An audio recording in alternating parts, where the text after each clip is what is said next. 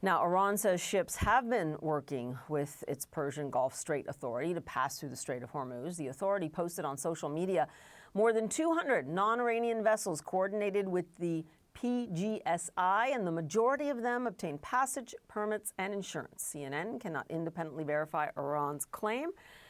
The UN's International Maritime Organization, meantime, says ships should be allowed to pass through the strait without paying tolls or fees. It says, quote, the right of transit passage through straits used for international navigation should not be threatened, impeded, denied, hampered, impaired, or suspended. The Secretary-General of the International Maritime Organization, Arsenio Dominguez, joins us now, and it is good to see you again, especially at such a critical time in the strait.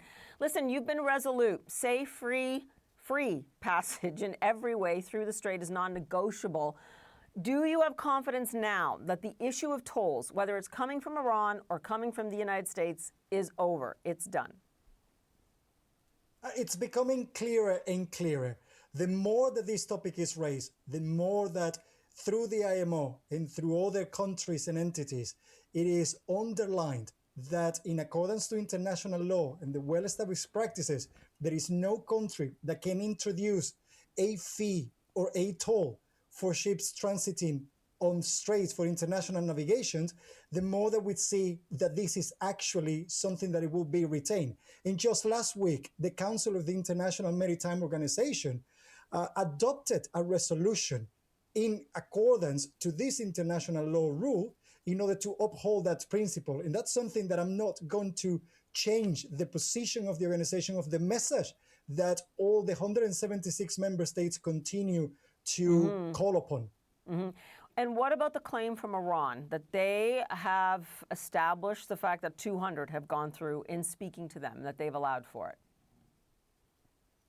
When we introduced, together with Oman, and after conversations with several countries in the region, including Oman, an evacuation corridor through the southern part of the Strait of Hormuz, I made it very clear that in these temporary circumstances, we can use both the routes, the northern route that it is being offered by Iran and the southern route offered by Oman.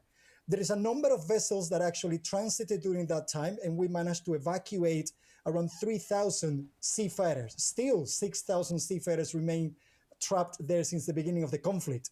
We're still verifying some of the information of the transit, but in the last few days since the conflict kind of reignited, we've seen single number of vessels transiting on either side, the northern or the southern route.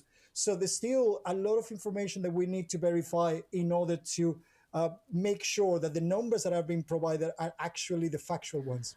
Right, but it does look like so much of the progress that you had hoped to make by now has dissipated, that it is stalled. So now we go to this U.S.-enforced blockade. What effect will this have on your efforts to try and get the traffic through the strait moving again? I mean, like I said, when you spoke to us a little more than 2 weeks ago, you really hoped that there would be a normalizing of the traffic through the strait by now. Yes, for me, it's taking it step by step. The normalization at that time was as close as possible to start evacuating back then the 11,000 seafarers that we had trapped in the region since the beginning of the conflict. There is a setback right now. I will not deny it. But for me, it's also looking into the positives that we can gain from here. The parties are talking. There are mediators still engaged. And there's still a memorandum of understanding that can continue to be the basis for these conversations. It's a priority for me and for the organization to resume the evacuation of the seafarers as soon as possible. Next step will be, of course, the demining of the traffic separation scheme, and then bit by bit resume the transit in the Strait of Hormuz. We can verify new routes and adopt them in accordance to the procedures of IMO.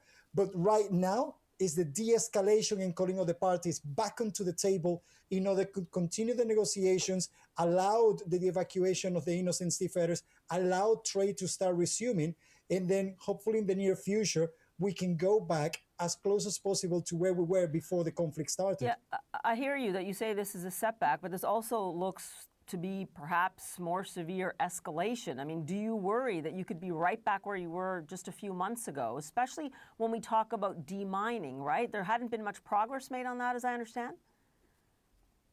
No, that's correct. We haven't had the progress on demining. That was always stage two in the priority when it comes from the International Maritime Organization. First, it was the evacuation of the seafarers.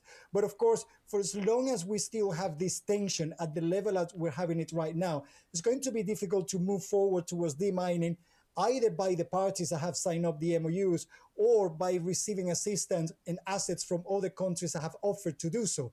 But the reality is that the conversations can continue. There's still parties engaged in these negotiations. I want to look forward into what we can gain from all the small steps that have been taken. And whenever we have a setback, there's still the engagement with all the countries. I haven't stopped talking to all the countries in the region as well as the countries in the conflict. And Mr. Dominguez, I don't have a lot of time left, but I do want to mention that you released a statement about the state of attacks on the Sea of Azov and the Black Sea, again, given the conflict between Ukraine and Russia. How concerned are you about what's going on there right now? It's a global concern that I have. For many years recently now, since after the COVID pandemic, shipping has been used as a weapon in these international geopolitical conflicts. Is the war in Ukraine, it was a situation with the Houthis in the Red Sea, and now, of course, around the Strait of Hormuz. And I don't want some people to just forget what is happening in other regions. We have several attacks. And innocent seafarers continues to be affected in the Sea of Azov. So that's why it is important to also keep a reminder that for as much as we are having a difficult situation for international shipping and innocent seafarers in the Persian Gulf and around the Strait of Hormuz, we still don't have a full solution when it comes to the Sea of Azov. You certainly are a man who has a lot on your plate right now. I hear your optimism, but we will wait to see if hopefully there isn't an escalation of the way Iran and the United States seem to be going on right now, and if there's some resolution in the Sea of Azov as well. Arsenio Dominguez, appreciate your time once again. Thanks so much.